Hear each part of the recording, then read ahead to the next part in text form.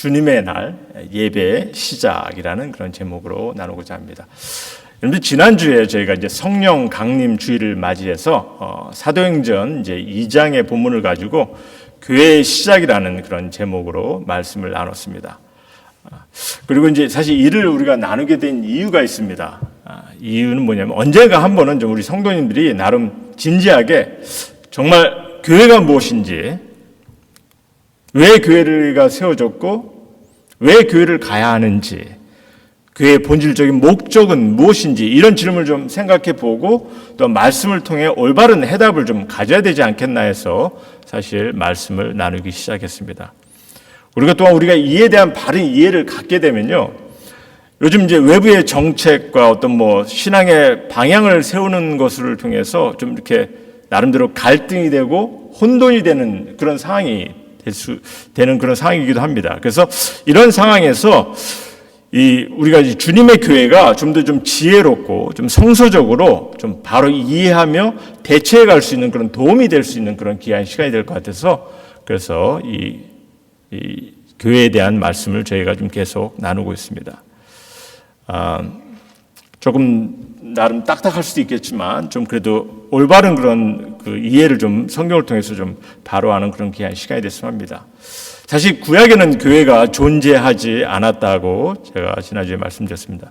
성전이 중심이 되었던 거죠. 하지만 예수님 당시에 성전과 회당이 존재하였는데도 예수님께서는요, 다른 이들에게 당신의 교회, 주님의 교회를 세우겠다 하셨습니다. 그러니까 사실 성전과 교회의 본질적인 목적은 다르다는 거죠. 그래서 예수님께서 당시 이렇게 성전과 회당이 존재하고 있음에도 불구하고 교회를 세우시겠다고 하신 데에는 분명 주님의 소원하심이 있는 것을 우리는 볼 수 있다는 거죠.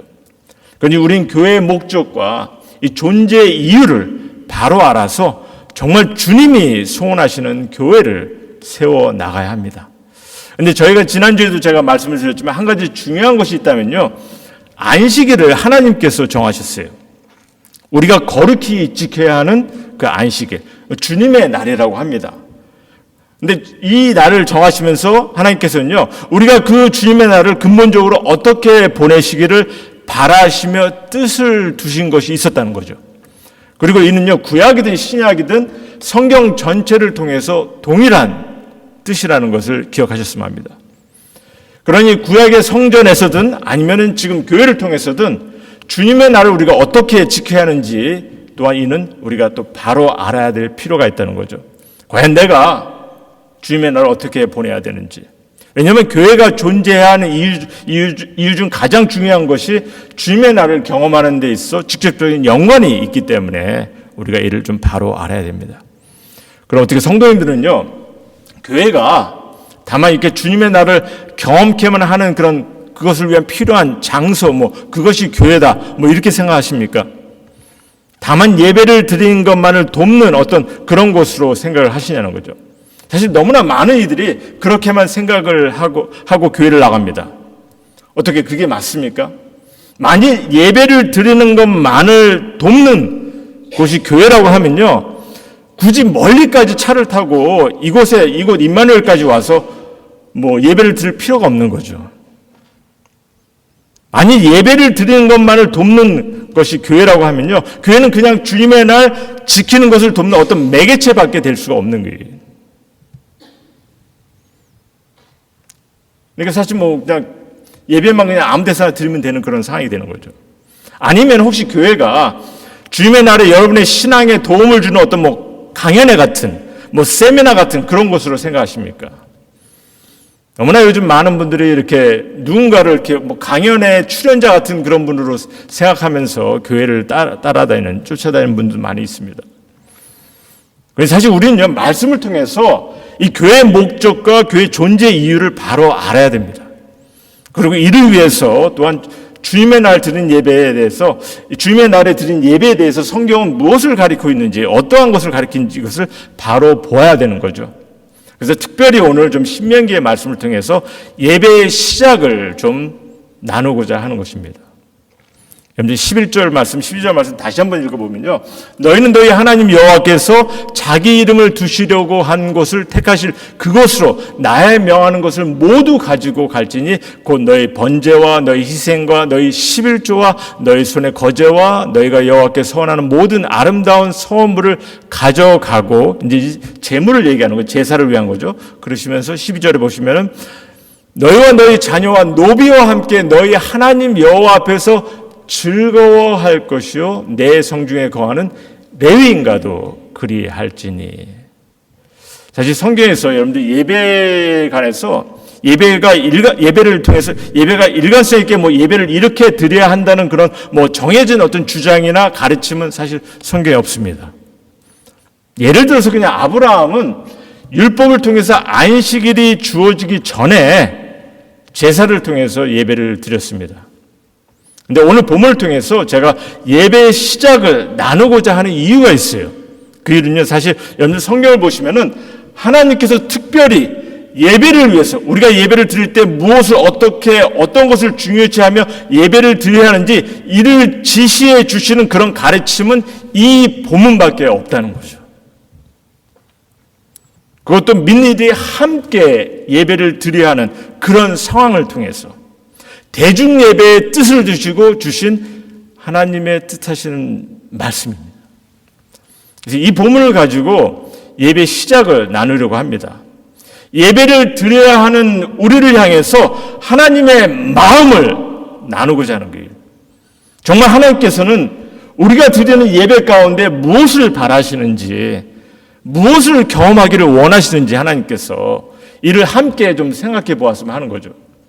그리고 우리가 이를 바로 알게 되면요, 진정 하나님께서 주시는 이 주님의 날을 통해서, 예배를 통해서 뜻을 두신 것이 무엇인지를, 우리가 무엇을 바라시는지를 우리가 볼 수 있게 되는 거죠.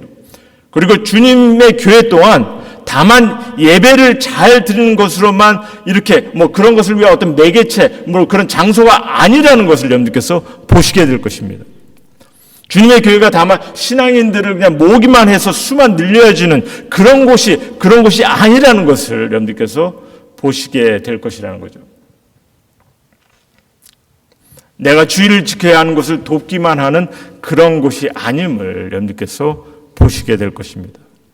그래서 하나님께서 뜻을 주신 예배의 시작점이 어떠한지 자세히 나눠야 되는데, 이 부분은 저희가 다음 주에 계속해서 나누기로 하고요. 오늘은 이에 앞서 먼저 좀 제가 나눴으면 하는 것이 뭐냐면, 성경에서 전하는 예배의 모습들을 좀 같이 보았으면 합니다. 성경에서 전하는 예배의 모습들이 여러 군데가 있는데 이거를 같이 좀 제가 비교하면서 좀 봤으면 합니다. 좀 몇 군데는 밖에 없어요, 사실은. 그래서 성경에서 다른 곳에서 예배가 어떠한 모습으로 드려졌는지, 오늘 이 본문의 예배와 또 어떻게 다른지, 본문에서 설명하는 것과 어떻게 다른지 이를 좀 먼저 이 시간에 좀 나눴으면 합니다. 그리고 제가 말씀을 정리하고자 하는데요. 오늘 신명기에서 보여주신 것 외에 사실 예배의 모습을 보여주는 것이, 이제 다윗이 보면 이제 이스라엘이라는 나라를 통치하게 된 이후에 그 다음부터 이제 예배의 모습들을 우리에게 또 보여주는 것을 성경에서 보게 되는데요. 먼저 다윗은요, 지난주에도 제가 잠깐 나왔지만 성전을 짓게 해달라고 하나님께 간곡히 바랍니다. 다윗이. 그래서 하나님께서 다윗과 솔로몬을 통해서 성전을 짓게 하죠. 그래서 이렇게 성전이 지어지면서 드려지는 예배의 모습을 몇 군데 사실 성경이 전하고 있어요. 오늘 본 신명기에서 보여주는 예배의 모습하고는 많이 다른 것을 보게 됩니다. 예를 들어서 이제 역대기하 29장에 보시면요, 히스기야 왕을 통해서 이제 드려지는 예배를 이제 적고 있는데요. 예배를 보면은 그 예배를 통해서 찬양대가 동원이 됩니다. 악기를 다루는 이들이 동원이 돼요. 그래서 그 당시 예배가 아주 성대하게, 어떻게 보면 지금의 어떤 대형 교회에서 드려주는 그런 어떤 모습이 아닌가 이렇게 생각할 정도로 그런 예배 모습이 들려지다는 거죠. 어쨌든 이 시기에 예배의 초점을 보면요, 제사 외에 이제 웅장한 찬양이 더해집니다. 그래서 예배가 찬양과 제사에 초점이 맞춰집니다. 찬양과 제사에 초점이 맞춰져요. 조금 신명기에 있는 내용하고는 좀 다릅니다. 어쨌든 다윗의 바람을 통해서 아니면 인간의 의지로 성전을 짓고 그래서 예배 또한 인간의 열정과 열심이 더해지면서 예배 모습도 변해가기 시작하더라는 거죠. 이게 좀 어떻게 좋게 보면 굉장히 귀한 거죠. 하나님을 향한 인간의 열정, 열심을 가지고 이 열심이 더 커지고 있으니까. 그런데 안타까운 것이 점점 이런 예배의 진실함을 저들이 잃어갑니다. 그래서 결국은 하나님께서 저들을 향해 진노를 드러내시죠. 그래서 이사야에 있는 말씀을 잠깐 보겠는데 이사야 1장 11절에서 13절 말씀 잠깐 보시면 참 이 말씀을 여러분께서 들으시면 어떻게 생각할지 모르겠지만 저는 이 말씀을 들으면요 두려워요. 하나님께서 이렇게까지 말씀하시는 게 제가 읽겠습니다. 여호와께서 말씀하시되 너희의 무수한 재물이 내게 무엇이 유익하뇨? 나는 순양의 번제와 살찐 짐승의 기름에 너무 배불렀다는 거예요. 나는 숫송아지와 어린 양이나 염소의 피를 기뻐하지 아니하노라. 너희가 내 앞에 보이러 오니 이것을 누가 너희에게 요구하였느냐? 내 마당만 밟을 뿐이라. 헛된 재물을 다시 가져오지 말라. 분향은 내가 가증히 여기는 바요. 월삭과 안식일과 주님의 날인 거죠. 대회로 모이는 것도 그러하니 성회와 아울러 악을 행하는 것을 내가 견디지 못하겠노라. 이렇게 말씀하세요. 그래서 우리가 성경을 보면 하나님께서는요 성전을 멸하시겠다고까지 하십니다. 그리고 결국 성전을 무너뜨리세요. 그리고 유대인들은 하나님의 심판으로 바벨론에 끌려가서 70년간 포로 생활을 합니다. 하지만 유대인들은요 성전에 대한 그 간절함을 계속 유지해요. 이걸 놓치질 않아요. 그래서 포로에 있다가 다시 유대 땅으로 돌아올 때 저들이 제일 먼저 한 것이 성전 재건이었죠. 성전에 대한 열정, 성전에 대한 열심 놓치지 않아요. 그러다 보니까 지금 수천 년이 지난 지금도 보면은 저들은 성전에 대한 애착을 놓치지 않고 있는 거죠. 그리고 저들이 조상들이 잘못된 예배 때문에 하나님의 심판을 받은 것을 인식하고 저들은 이제 새롭게 예배에 전념합니다. 그러면서 저들의 예배가 어떻게 변하기 시작하였냐면요. 느헤미야에 있는 말씀을 잠깐 보겠습니다. 느헤미야 8장에 보면은 1절에서 9절에 있는 말씀인데 제가 부분만 좀 말씀드리면서 설명하겠습니다. 7째 달 초하루에 제사장 에스라가 율법책을 가지고 회중 앞에 곧 남자나 여자나 알아들을 만한 모든 사람 앞에 이르러 수문앞 광장에서 새벽부터 정오까지 6시간을 좀 예배를 드린 거예요. 새벽부터 정오까지 남자나 여자나 알아들을 만한 모든 사람 앞에서 읽음에 뭇 백성이 그 율법책에 귀를 기울였는데 그때 학사 에스라가 특별히 지은 나무 강단에 서고, 그러니까 그래서 아마 이렇게 좀 강대상이 그래서 좀 만들어지지 않았는지 만들어진 것 같기도 합니다. 그리고 그의 제가 이제 말을 줄였는데요. 그의 곁에 이제 레위인들이 이제 세워 있는 내용들을 이제 적고 있습니다. 여러 레위인들이. 그 다음에 5절부터 보면은 에스라가 모든 백성 위에 서서 그들 목전에 책을 펴고 책을 펼 때 모든 백성이 일어서니라. 에스라가 위대하신 하나님 여호와를 송축하며 모든 백성이 손을 들고 아멘 아멘 하고 응답하고 몸을 굽혀 얼굴을 땅에 대고 여호와께 경배하니라. 7절 후반부인데 레위 사람들은 백성이 제자리에 서 있는 동안 그들에게 율법을 깨닫게 하였는데 하나님의 율법책을 낭독하고 그 뜻을 해석하여 백성들에게 그 낭독하는 것을 다 깨닫게 하니. 이게 무슨 말이냐면요, 에스라가 율법책을 낭독했을 때 레위인들은 많은 사람들이 모였으니까 듬성듬성 레위인들은 그 옆에서 백성들에게 이제 말씀에 대한 율법책을 이제 해석하는, 그렇죠? 그러니까 즉석 성경 공부나 마찬가지죠. 그래서 낭독이 되는 대로 그것을 다시 해석하는, 이렇게 여러분들이 이렇게 모여서 그런 상황들을 설명하고 있는 거죠. 그리고 이 모든 것이 끝났을 때 백성이 율법의 말씀을 듣고 다 우는지라. 자, 무슨 말입니까? 70년의 바벨론 포로 이후에 유대인들은요, 예배를 드릴 때 이제 무엇에 초점을 두고 있냐면요, 하나님의 말씀은 말씀인데 율법이죠, 율법.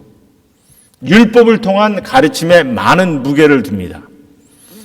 근데 사실 이게 이에 대한 결과가 어떻게 되냐면요, 이게 하나님의 말씀에 집중하는 것은 너무나 귀하고 중요한데요, 하지만 시간이 지나면서 결국 저들의 예배가, 우리가 이제 예수님의 가르침을 보면요, 예수님 당시에는 저들이 이제 율법주의에 빠져 들어가는 것을 보게 되더라는 거죠.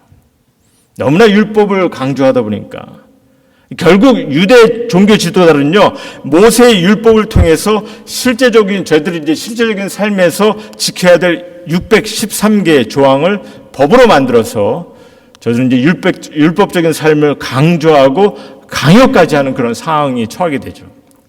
그러니까 이러한 모습을 통해서 그 당시 예수님께서는요, 그들을 향해서 질책을 하십니다. 저들의 잘못된 모습을 예수님께서 질책하시죠. 위선적인 삶이라고 말씀하시죠. 그래서 예수님께서 이런 말씀을 하십니다. 마태복음 15장 8절에서 9절 말씀 보시면, 이 또한 사실 이사를 통해서 하나님께서 주신 경고의 말씀인데 예수님께서 이를 다시 한번 인용하시면서 얘기하십니다. 이 백성이 입술로는 나를 공경하되 마음은 내게서 멀도다. 사람의 계명으로 교훈을 삼아 가르치니 나를 헛되이 경배하는도다. 예배하는도다. 예배라는 말입니다. 사실. 나를 헛되이 예배하는도다 하니라 하시고 이렇게 말씀하세요. 그리고 이제 예수님께서 우리에게 너무나 잘 알려진 말씀으로 정말 하나님 아버지께서 이제 그가 찾으신 참다운 예배를 우리에게 가르쳐 주시지 않습니까? 뭐라고 가르치십니까? 예수님께서 아버지께서는 영과 진리로 예배하는 자를 찾으신다고. 그렇죠? 사실 구약의 많은 신앙의 선배들은요, 나름 열정으로 하나님께 열심을 가지고 예배를 드리려고 하였어요. 하지만 하나님의 본질적인 그 뜻을 생각하지 않고 다만 열심만 가지고 예배를 드리려는 그런 모습은 결국은 시간이 지나면서 잘못 변해가는 것을 성경은 적고 있습니다. 심지어 변질까지 되는 그런 것을 말씀해 주고 계시다라는 거죠.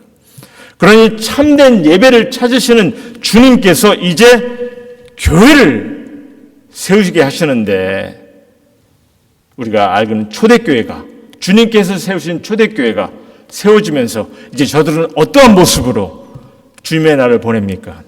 어떠한 예배의 모습을 경험하게 되냐는 거죠. 저희가 지난주에 교회의 시작을 보았습니다. 어떠한 것에 본질적인 그런 초점을 두고 저희들이 교회를 세워나갔는지를 보게 됐어요. 우리 다시 한번 보죠. 사도행전 말씀.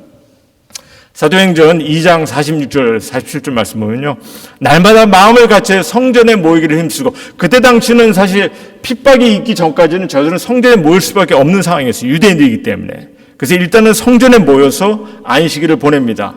하지만 저들이 이제 성전을 모이기 힘쓰고, 그 다음에 각 집에서 이제 떡을 떼며, 어떠한 집에서, 성도들의 집에서 같이 모여서 떡을 떼며 기쁨과 순전한 마음으로 음식을 먹고 하나님을 찬미하며 하나님께 예배드리며.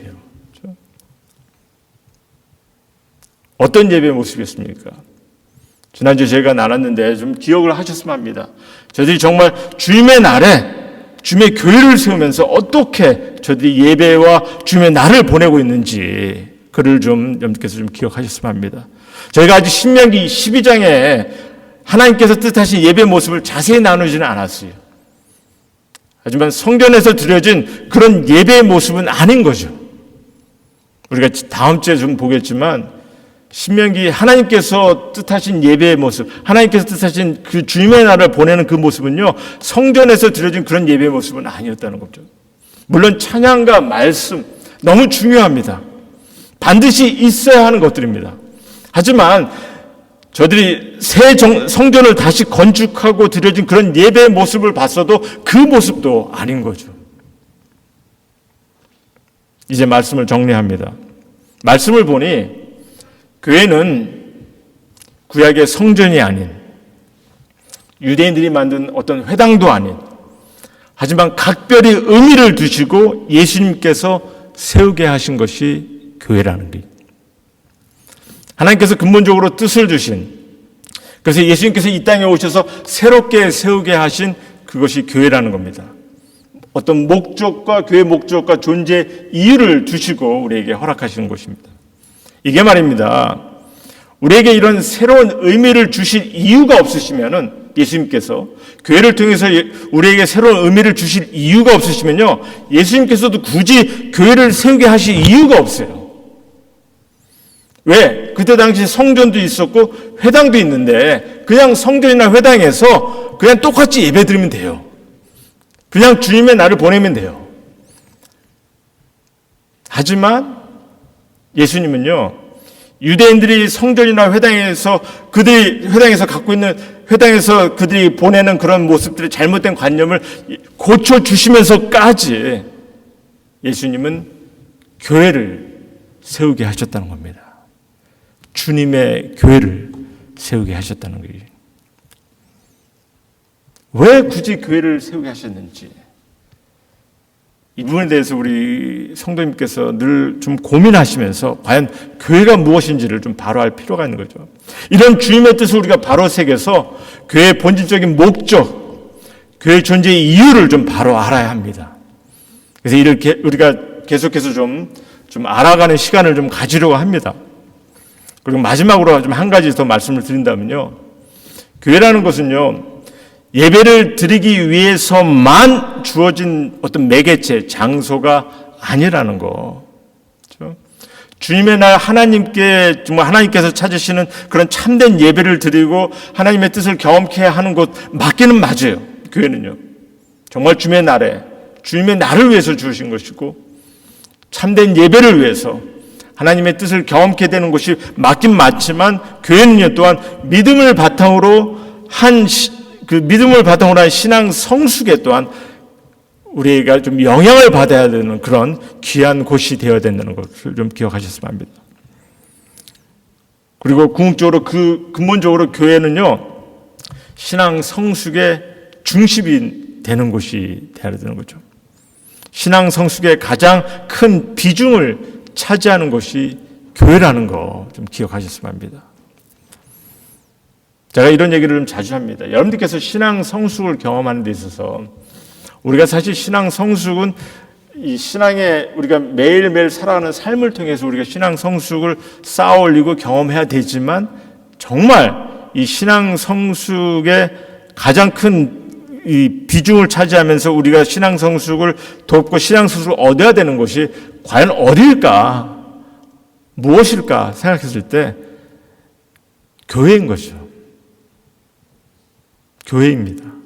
너무나 중요한 거죠. 그래서 우리가 교회의 본질적인 목적과 존재 이유를 바로 갖는다는 거 너무나 중요하다는 거예요. 각자의 믿음도 중요하지만 이런 교회의 본질적인 목적과 존재 이유를 바로 알아서 여러분들의 그 각자의 믿음을 바탕으로 이 한 신앙 성숙에 가장 큰 영향을 주게 하는 이런 모습을 경험한다는 건 너무나 귀하고 중요하다는 겁니다. 그래서 사실 우리가 보면 크리스찬들이 욕을 먹을 때 보면은 사실 교회가 욕을 먹기 때문에 크리스찬도 욕을 먹지 않습니까? 그러니까 교회가 보여주는 모습들이 사실 기독교인들의 갖는 그런 인상을 사람들이 보게 되는 겁니다. 이처럼 교회는 그래서 신앙 성숙의 가장 큰 비중을 차지하는 곳이라는 거 좀 기억하시고, 그러니 교회가 좀 말씀 안에 좀 바른 모습을 좀 갖고 서야 되는 거고요. 그래야 우리 신앙인들도 좀 귀한 신앙의 성숙함을 이 교회를 통해서 경험하게 되는 거죠. 그래서 우리 임마누엘교회 성도님들께 마지막으로 부탁드립니다. 여러분의 신앙행 삶의 어떤 축복을 바라는 시간보다는 제가 좀 부탁으로 말씀을 정리하고자 하는데요. 교회의 본질적인 목적, 교회의 존재 이유, 이게 좀 무엇인지 조금씩 좀 아마 인식하시는 분도 계시는 것 같은데, 아마 이미 아시는 분도 계실 거예요. 하지만 그래도 계속해서 우리 함께 이를 좀 알아가셨으면 합니다. 그래서 주님의 교회를 통해서 정말 주님이 소원하시는 일이 무엇인지를 우리가 바로 알고 바로 인식하고 깨달아서 또한 주님의 소원하신 일을 함께 이루어갈 수 있도록 함께 감당해 나가는 그런 우리 성도님 되어야 되지 않겠냐. 함께 정말 이런 일을 통해서 하나님께 늘 영광을 돌릴 수 있는 그런 우리 성도님 되어야 되지 않겠냐. 그를 좀 부탁드린 겁니다. 하나님의 놀라운 약속과 축복도 모두가 다 경험할 수 있도록 우리가 함께 협력하고 함께 섬기며 좀 이런 일들을 함께 이뤄 나갈 때 무엇보다도 누가 가장 기뻐하실 것 같습니까? 목사인 저? 아니요. 누가 가장 기뻐할 것 같습니까? 주님께서 세우신 교회니까 주님께서 가장 기뻐하시겠죠.